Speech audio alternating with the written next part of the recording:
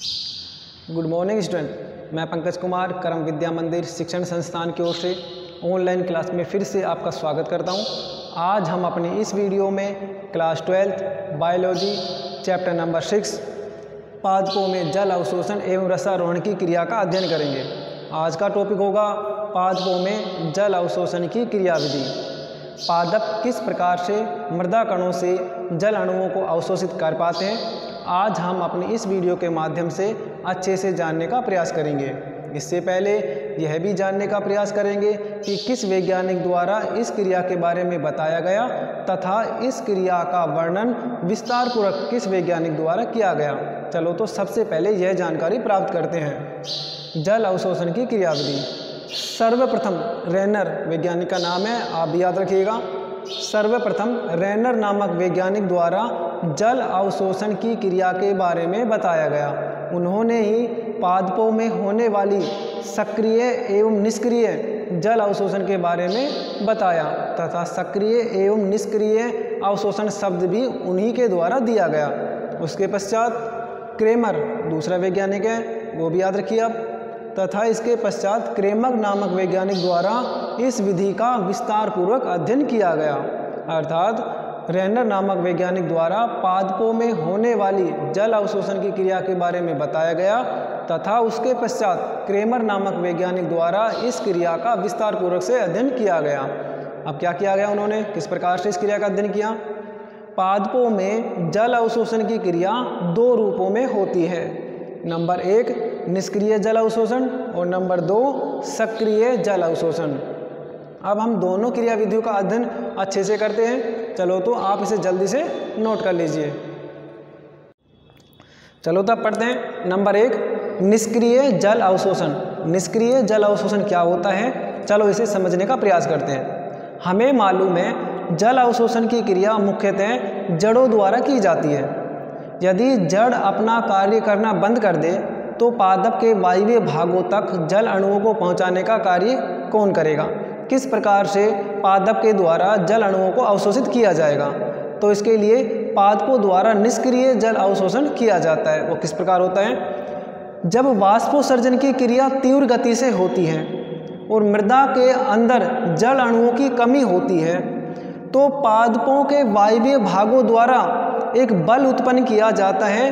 वह बल चूषण दाब या वाष्पोत्सर्जनकर्षण बल होता है। उसी बल के माध्यम से पादप के अंग मृदा कणों से जल अणुओं को अवशोषित करने का कार्य करते हैं। तो हम कह सकते हैं जब पादप की मूल अपना कार्य करना बंद कर देती है तो पादप के वायवीय भागों में ऐसे उत्तरदायी कारक होते हैं जो मृदा कणों से जल अणुओं को अवशोषित करने का कार्य करते हैं, तो वह क्रिया निष्क्रिय जल अवशोषण कहलाती है। इस क्रिया में पादप की मूल केवल मार्ग प्रदान करने का कार्य करती है, इसके अलावा वो जल अवशोषित करने का कार्य नहीं करती है। चलो तब इसे समझते हैं हम।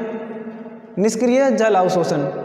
जब जल अवशोषण के लिए उत्तरदायी कारक पादप की पत्तियों अर्थात पादप के वायवीय भागों में उपस्थित होते हैं तथा मूल की कोशिकाएं केवल मार्ग प्रदान करने का कार्य करती हैं, तो उसे हम निष्क्रिय जल अवशोषण कहते हैं। अर्थात निष्क्रिय जल अवशोषण की क्रिया में पादप के वायवीय अंगों का बहुत ही महत्वपूर्ण योगदान होता है। वो ही एक बल उत्पन्न करते हैं। उस बल के सहारे ही पादप के अंग मृदा कणों में उपस्थित जल को अपनी ओर आकर्षित कर पाते हैं। चलो तो इसे अब हम समझते हैं। हमने बोर्ड पे एक डायग्राम बनाया है जो कि आपको स्पष्ट नज़र आ रहा होगा। डायग्राम को नामांकित भी किया है। पादप पर्ण, पादप स्तंभ, पादप मूल, मृदा कण और मृदा कणों के मध्य उपस्थित जल के अणु। अब हम क्या देखते हैं, पादप के संपूर्ण भाग में जल के अणु उपस्थित होते हैं। जिस प्रकार से मोटर से जुड़ी हुई नलकी में पूरा पानी भरा होता है, इसी प्रकार पादप की संपूर्ण कोशिका में जल के अणु भरे हुए होते हैं। चलो तो मैं इसमें इस प्रकार से जल के अणुओं को बना देता हूँ। ये जल के अणु ऊपर की ओर सहसंजक बल के कारण बढ़ते रहते हैं।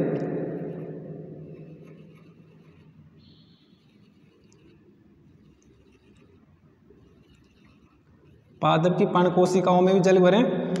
अब यहाँ पे आप ध्यान दीजिए, पादप की पर्ण कोशिकाओं जिन्हें सूक्ष्म छिद्र कहते हैं, रंध्र कहते हैं, उन रंध्रों में, सूक्ष्म छिद्रों में जल के अणु भरे हुए हैं। संपूर्ण पादप में जल के अणु भरे हुए हैं जो लगातार आपस में एक दूसरे से जुड़े हुए हैं सहसंजक बल के कारण। अब वाष्पोत्सर्जन की क्रिया अधिक होती है तो पर्ण कोशिकाओं में उपस्थित जल वाष्पित होकर बाहर निकल जाता है।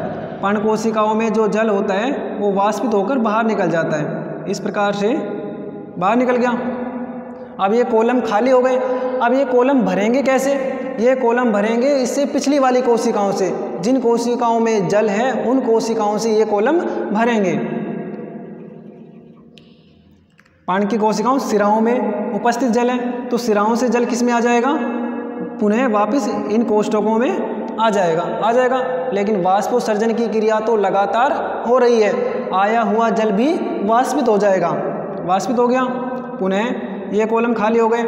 इस प्रकार से लगातार पानी नीचे से ऊपर की ओर आता है, पादप की कोशिकाओं में जाता है और पादप की कोशिकाओं से वाष्पित होकर बाहर निकल जाता है। अब ये पानी लगातार पादप कोशिकाओं में पहुंच रहा है। क्यों पहुंच रहा है? क्योंकि वाष्पोत्सर्जन की क्रिया लगातार हो रही है। एक कोशिकाएं अपनी पिछली वाली कोशिकाओं पर दबाव डालती है, उससे उसमें उपस्थित जल को अवशोषित करने का कार्य करती है, जिस कारण से एक जल रूपी लंबी श्रृंखला का निर्माण होता है जो मृदा कणों से जल अणुओं को अवशोषित करने का कार्य कर रहा है। अब देखो, जब पादप कोशिकाओं में जल वाष्पित हो जाता है तो पादप कोशिकाएं दबाव डालती हैं पर्ण सिराओं पर। पर्ण सिराओं पर दबाव डालती है। पर्ण सिराओं में भी जल की कमी हो जाती है। जब पर्ण सिराओं में जल की कमी हो जाती है तो पर्ण सिराएं दबाव डालती हैं जाइलम कोशिकाओं पर। जहाँ से जल आ रहा है जाइलम कोशिकाओं पर दबाव डालती है। जब जाइलम कोशिकाओं में भी जल की कमी हो जाती है तो जाइलम कोशिकाएं दबाव डालती हैं मूल कोशिकाओं पर, जड़ की कोशिकाओं पर दबाव डालती है। जड़ की कोशिकाओं में जल की कमी हो जाती है तो वो दबाव डालती है मूल रोमों पर। जब मूल रोम पे जल की कमी हो जाती है तो मूल रोम क्या करते हैं? मृदा कणों से जल अणुओं को अवशोषित करने का कार्य करते हैं। क्यों करते हैं? क्योंकि उन्हें जल को ऊपर की ओर पहुंचाना होता है। तो इस प्रकार से जल के अणु लगातार पादप कोशिका में बने रहते हैं। तो चलो अब इसे और अच्छे से समझते हैं।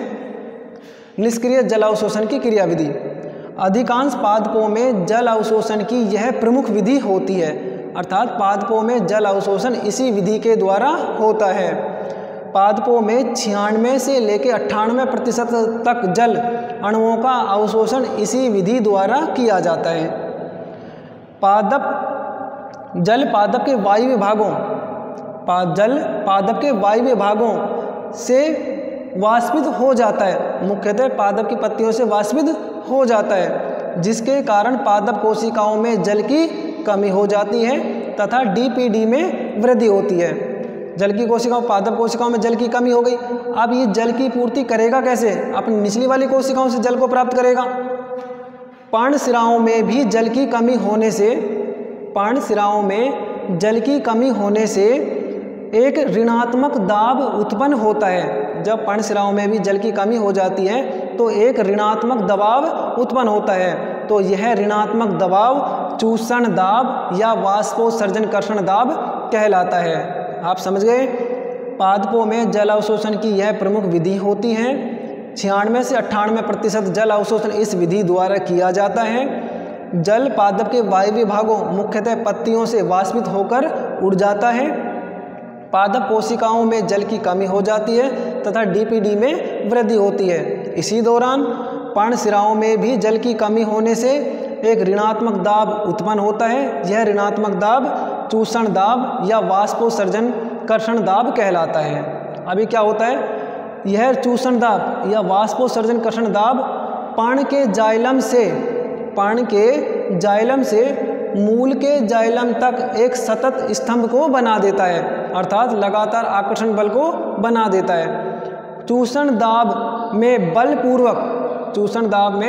बलपूर्वक जल अणुओं को अवशोषित किया जाता है। जल अणुओं को अवशोषित किया जाता है, जिसके कारण जल मूल रोम से मूल में, मूल के जाइलम से जाइलम कोशिका में, स्तंभ के जाइलम कोशिका में स्तंभ के जाइलम कोशिका से पर्णशिराओं में और पर्णशिराओं से पादप पत्तियों में पुनः आ जाता है। किसके कारण आता है? चूषण दाब या वाष्पोत्सर्जन बल के कारण आता है, लगातार मृदा से खींचता रहता है। तो यह क्रिया निष्क्रिय जल अवशोषण कहलाती है।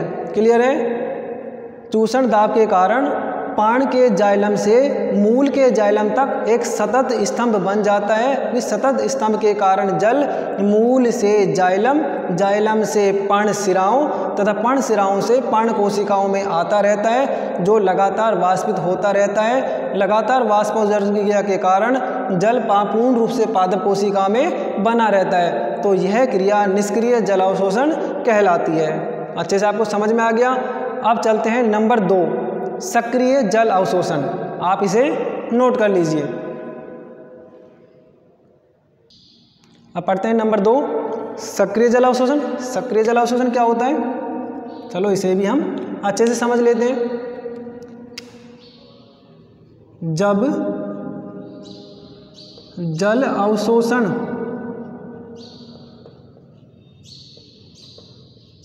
के उत्तरदायी कारक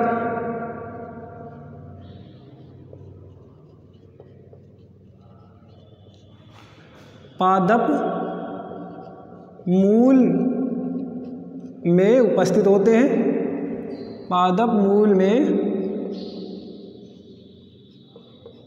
उपस्थित होते हैं तथा मूल की कोशिकाएं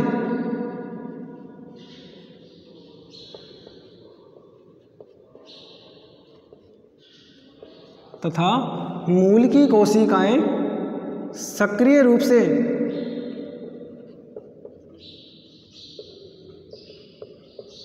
जल अवशोषण का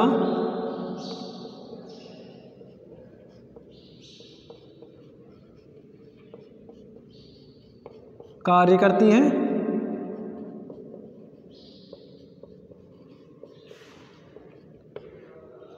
तो उसे सक्रिय जल अवशोषण कहते हैं।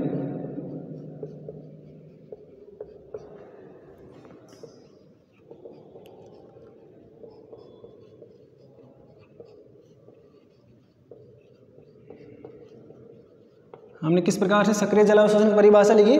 जब जल अवशोषण के लिए उत्तरदायी कारक पादप मूल में उपस्थित होते हैं और मूल की कोशिकाएं सक्रिय रूप से जल अवशोषण का कार्य करती है, तो उसे हम सक्रिय जल अवशोषण कहते हैं। सक्रिय जल अवशोषण की जो क्रिया है वो मुख्य रूप से मूल पर निर्भर होती है, मूल की कोशिकाओं की सक्रियता पर निर्भर होती है। इस क्रिया में वाष्पोत्सर्जन क्रिया का कोई योगदान नहीं होता है, पादप के वायवीय अंगों का कोई योगदान नहीं होता है। केवल पादप की मूल ही मृदा कणों से जल अणुओं को अवशोषित करने का कार्य करती है। चलो देखते हैं भाई इसके बारे में, अच्छे से इसे समझते हैं। इसकी क्रियाविधि में सक्रिय जल अवशोषण की क्रियाविधि, यह क्रिया मुख्य रूप से पादप मूल पर निर्भर होती है। अब इस क्रिया में होता क्या है? यह क्रिया सामान्य रूप से रात्रि के समय होती है। जब वाष्पोत्सर्जन क्रिया नहीं होती है, नगण्य होती है, तो पादपों में जल अवशोषण की क्रिया सक्रिय रूप में अपनाई जाती है। इस क्रिया के दौरान 2 से 4% ही तक ही जल अणुओं को अवशोषित किया जाता है। इस क्रिया में वाष्पोत्सर्जन क्रिया नहीं होती है, केवल पादप की मूल कोशिकाएं ही मृदा कणों से जल अणुओं को अवशोषित करने का कार्य करती है। मृदा कणों की मूल कोशिकाओं में धनात्मक दाब उत्पन्न होता है।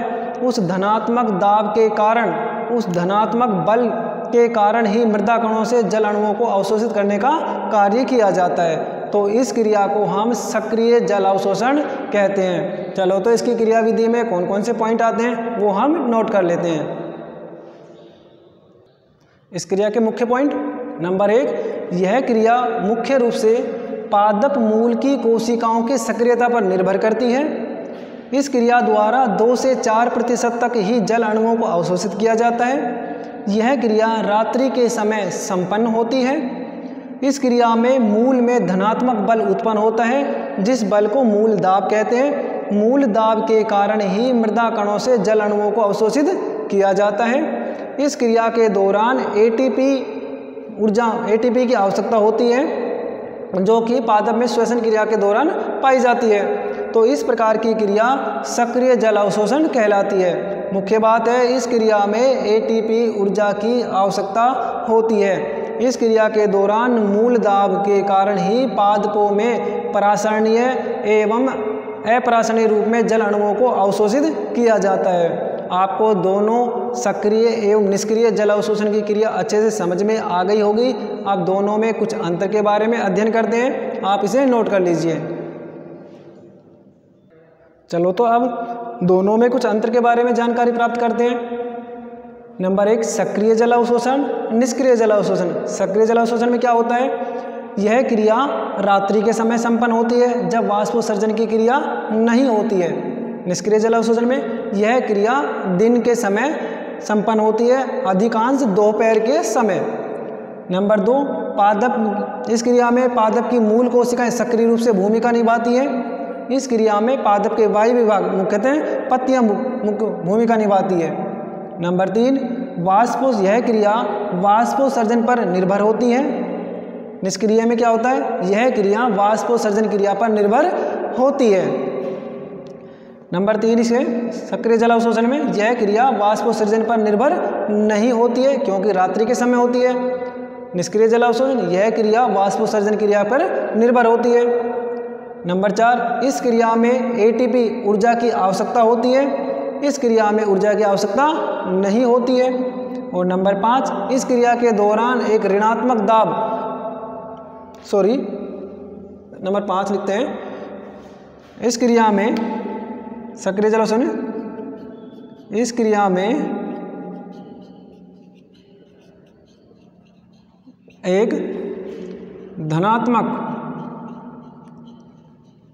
दाब उत्पन्न होता है, जिसे हम कहते हैं मूल दाब। अर्थात मूल दाब के कारण ही पादप की कोशिकाएं जल अणुओं को अवशोषित कर पाती है। निष्क्रिय जल अवशोषण क्या होता है? इस क्रिया में ऋणात्मक दाब, पादप पर्णशिराओं में ऋणात्मक दाब उत्पन्न होता है, जिसके कारण वो मृदा कणों से जल अणुओं को अवशोषित करने का कार्य करती है, जिसे हम चूषण दाब कहते हैं। क्लियर है? आपको सक्रिय एवं निष्क्रिय दोनों जल अवशोषण के बारे में अच्छे से पता हो गया, दोनों में अंतर भी पता हो गया। अब हम बात करते हैं पादपों में जल का मार्ग कि पादपों में अवशोषित जल मूल रोमों से मूल कोशिकाओं तथा पादप पर्णों पर किस प्रकार से पहुंच पाता है। चलो तो आप इसे नोट कर लीजिए। अपना नेक्स्ट टॉपिक, पादपों में जल का मार्ग, अर्थात मूल रोमों द्वारा अवशोषित जल किस प्रकार से मूल कोशिकाओं के जाइलम तक पहुंचता है और जाइलम कोशिकाओं तक पहुंचने के पश्चात किस प्रकार से वो पादप के वायवीय भागों तक पहुंचता है, इसका अध्ययन अब हम करते हैं। चलो तो देखते हैं। पादपों में जल अवशोषण का मार्ग। पादपों में मूल रोमों से मूल के जाइलम तक, मूल रोमों द्वारा अवशोषित जल का मूल के जाइलम तक पहुंचने की क्रिया को पार्श्वीय प्रवाह कहते हैं। पादपों में मूल रोमों से मूल के जाइलम तक जल के प्रवाह को पार्श्वीय प्रवाह कहते हैं। अर्थात हम कह सकते हैं, जब मूल रोमों द्वारा अवशोषित जल मूल के जाइलम तक पहुंच जाता है तो वह पहुंचने की क्रिया पार्श्वीय प्रवाह कहलाती है। पार्श्वीय प्रवाह के दौरान कौन कौन से रूप हमें देखने को मिलेंगे, चलो उसकी भी जानकारी प्राप्त करते हैं। पार्श्वीय प्रवाह में जल का प्रवाह 3 रूपों में होता है, अर्थात मूल रोमों से मूल के जाइलम तक पहुंचने के लिए 3 मार्ग अपनाता है। कौन कौन से? नंबर 1 एपोप्लास्ट पथ, नंबर 2 सिम्प्लास्ट पथ और नंबर 3 रसधानीय पथ। तो इन 3 रूपों में पार्श्वीय प्रवाह पाया जाता है। चलो तो अब बात करते हैं एपोप्लास्ट क्या होता है, सिम्प्लास्ट क्या होता है और रसधानीय पथ क्या होता है। एक छोटा सा डायग्राम बनाते हैं। पादप कोशिका की संरचना बनाते हैं। इस प्रकार से पादप कोशिका की संरचना होती है।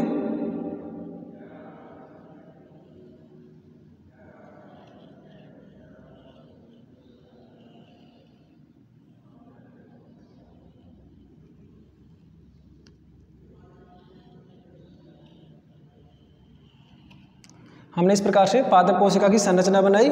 एक कोशिका, दो कोशिका और तीन कोशिका आपस में जुड़ी हुई है।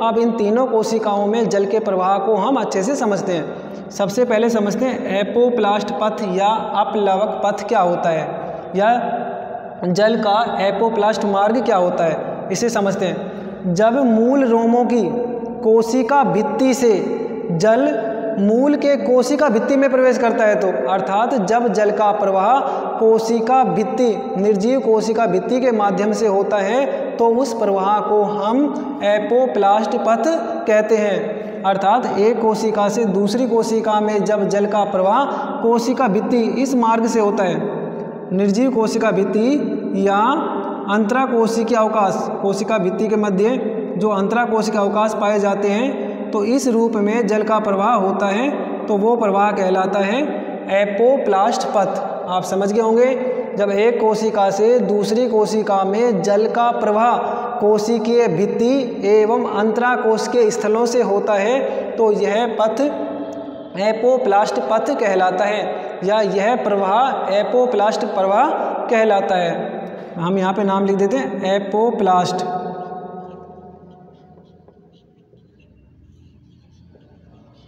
क्लियर है? कोशिका भित्ति से होता हुआ जाता है। नंबर 2 सिम्प्लास्ट या संलवक पथ। ये क्या होता है?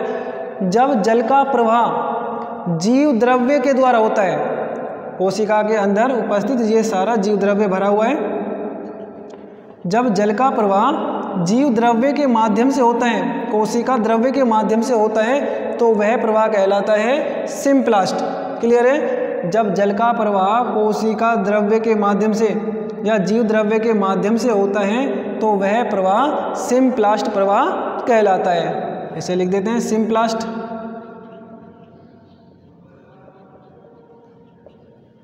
और नंबर 3 रसधानीय पथ। अब रसधानीय पथ में जल का प्रवाह किस प्रकार से होगा? जब जल का प्रवाह कोशिकीय कला, इस प्रकार की कोशिकीय कला से, एक कोशिकीय कला से दूसरी कोशिकीय कला के रूप में होता है, तो वह पथ क्या कहलाता है? रसधानीय पथ कहलाता है। जब जल का प्रवाह एक कोशिकीय झिल्ली से दूसरी कोशिकीय झिल्ली के बीच में होता है, तो वह जल का प्रवाह रसधानीय पथ कहलाता है। आपको तीनों जल के प्रवाह मार्ग समझ में आ गए होंगे। एपोप्लास्ट जल का प्रवाह कोशिका भित्ति के माध्यम से होता है, सिम्प्लास्ट जल का प्रवाह जीव द्रव्य के माध्यम से होता है, और तीसरा रसधानीय पथ जल का प्रवाह कोशिका झिल्ली के माध्यम से होता है। तो यहाँ पे लिख देते हैं रसधानीय पथ। ठीक है, तीनों आपको अच्छे से समझ में आ गए होंगे। आप इसे नोट कर लीजिए, फिर तीनों की छोटी छोटी परिभाषाएं भी हम लिख देते हैं। अब आप तीनों की छोटी छोटी परिभाषा लिख लीजिए। एपोप्लास्ट पथ क्या होता है? जब जल का प्रवाह निर्जीव कोशिका भित्ति व अंतराकोश के स्थलों से होता है, तो उस प्रवाह को एपोप्लास्ट पथ कहते हैं। सिम्प्लास्ट पथ जब जल का प्रवाह जीव द्रव्य तंतुओं या जीव द्रव्य के माध्यम से होता है, तो उसे सिम्प्लास्ट पथ कहते हैं। रसधानीय पथ जब जल का प्रवाह जीव द्रव्य कला या कोशिकीय कला के माध्यम से होता है, तो उसे हम रसधानीय पथ कहते हैं। आज हमने अपनी इस वीडियो में सक्रिय एवं निष्क्रिय जलावशोषण पादपों में जल के मार्ग का अच्छे से अध्ययन किया। अब हम पढ़ते हैं सक्रिय पादपों में अवशोषण क्रिया को प्रभावित करने वाले कारक कि कौन कौन से हैं जो जल अवशोषण की क्रिया को प्रभावित करते हैं।